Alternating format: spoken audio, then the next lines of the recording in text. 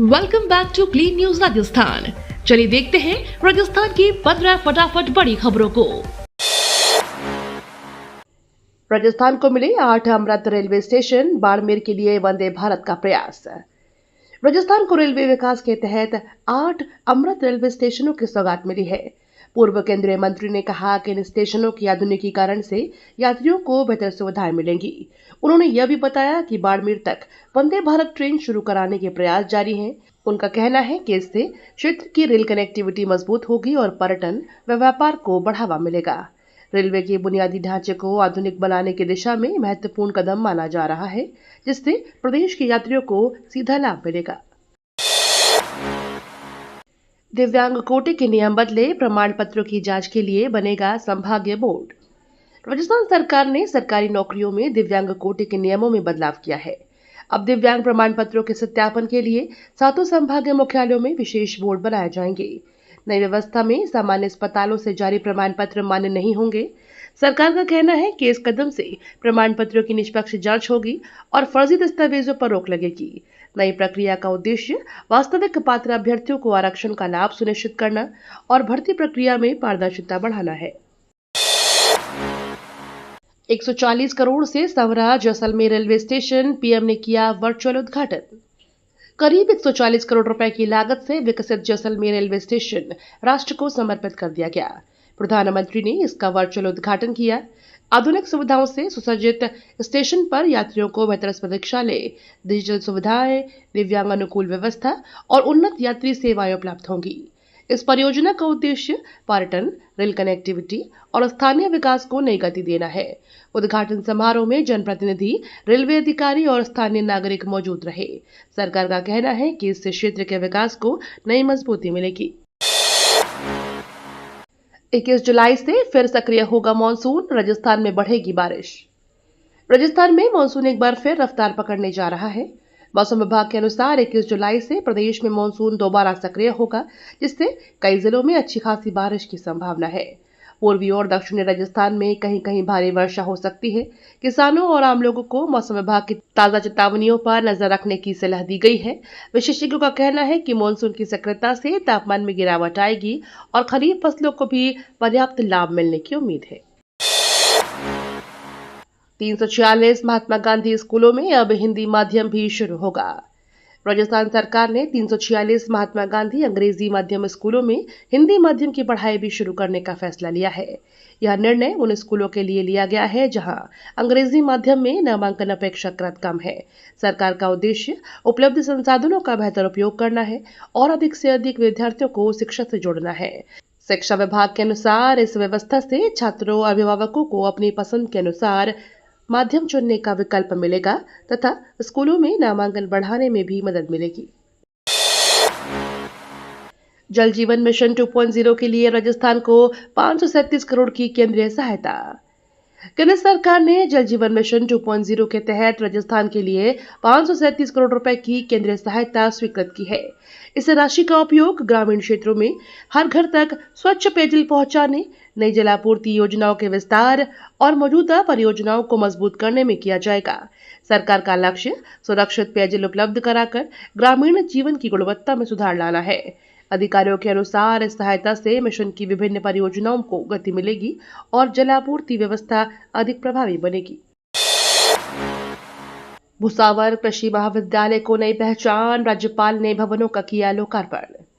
भरतपुर के भुसावर कृषि महाविद्यालय के प्रशासनिक और अकादमिक भवनों का लोकार्पण राज्यपाल ने किया।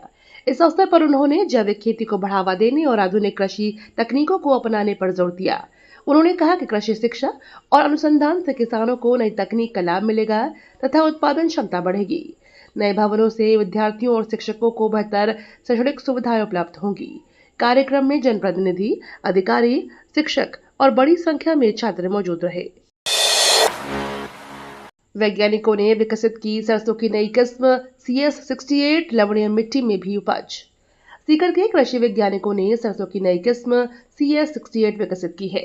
यह किस्म लवणीय यानी खारी मिट्टी में भी बेहतर पैदावार देने में सक्षम बताई जा रही है। वैज्ञानिकों के अनुसार नई किस्म किसानों की उत्पादन क्षमता बढ़ाने के साथ कम उपज वाली भूमि का बेहतर उपयोग सुनिश्चित करेगा।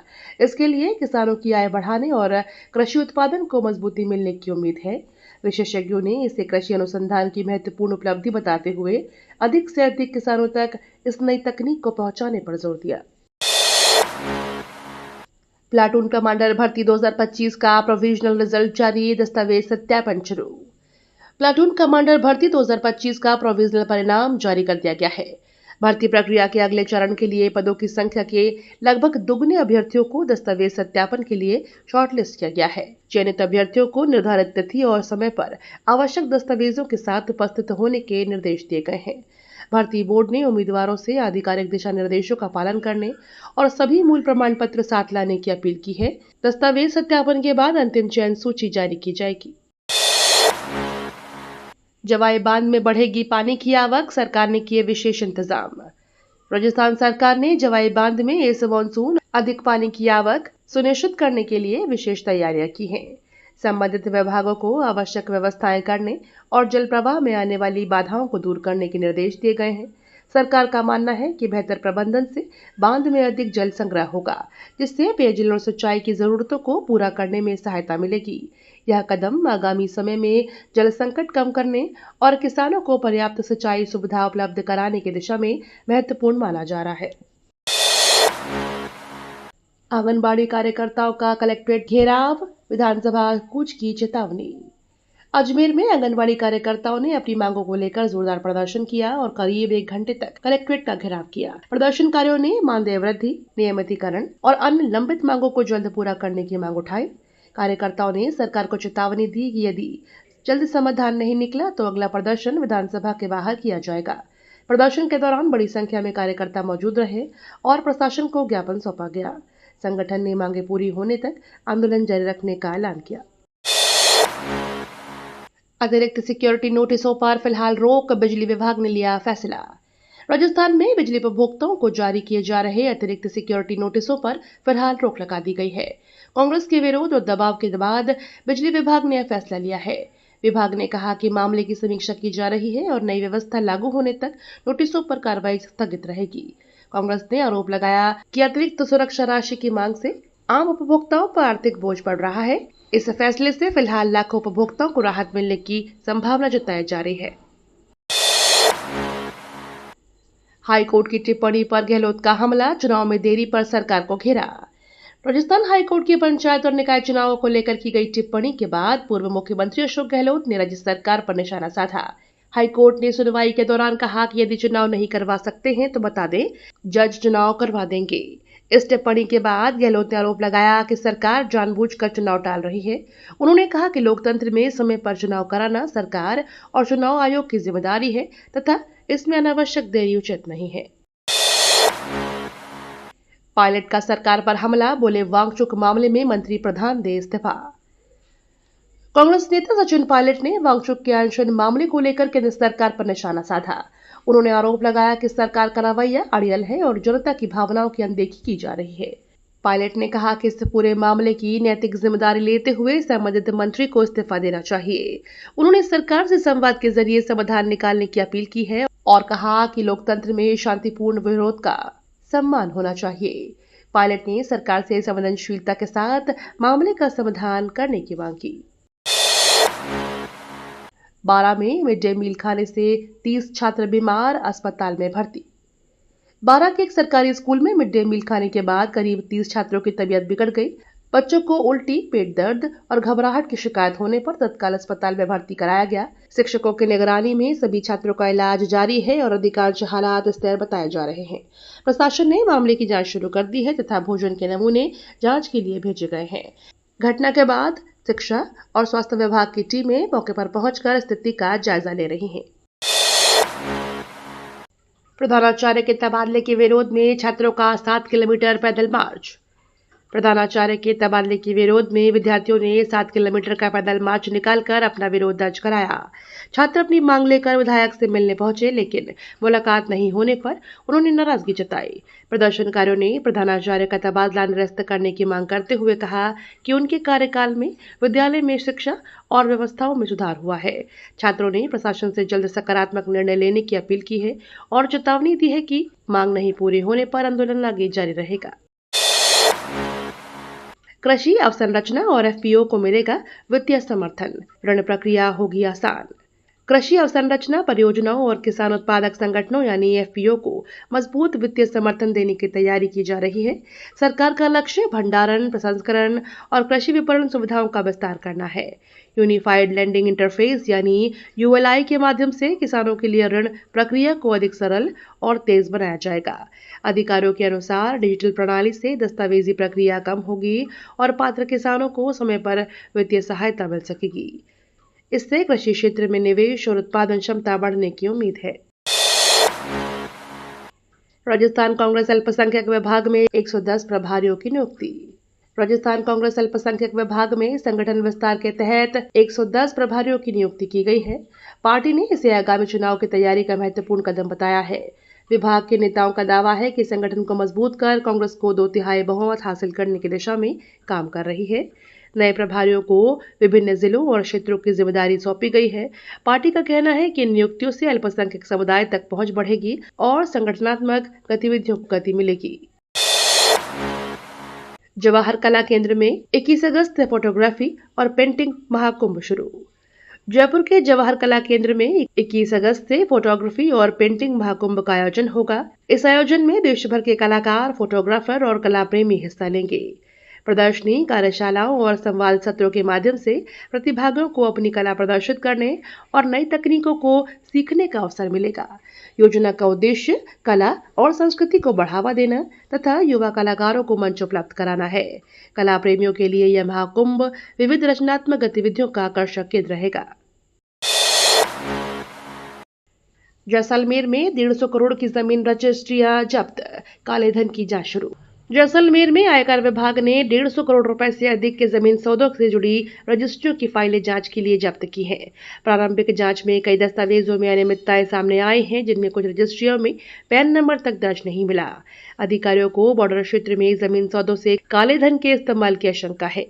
आयकर विभाग पूरे मामले की गहन जांच कर रहा है और आवश्यक दस्तावेजों का सत्यापन किया जा रहा है।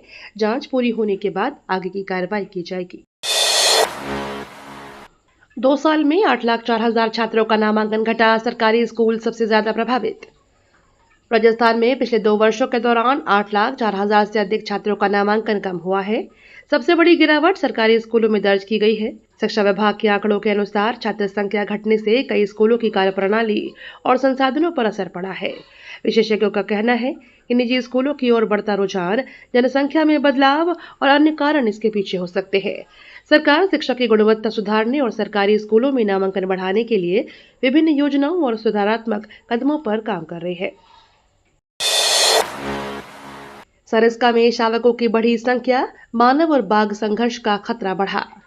सरिस्का टाइगर रिजर्व में बाघों की बढ़ती संख्या के साथ नई चुनौती सामने आई है। वन विभाग के अनुसार बाघों की लगभग आधी आबादी शावकों की है।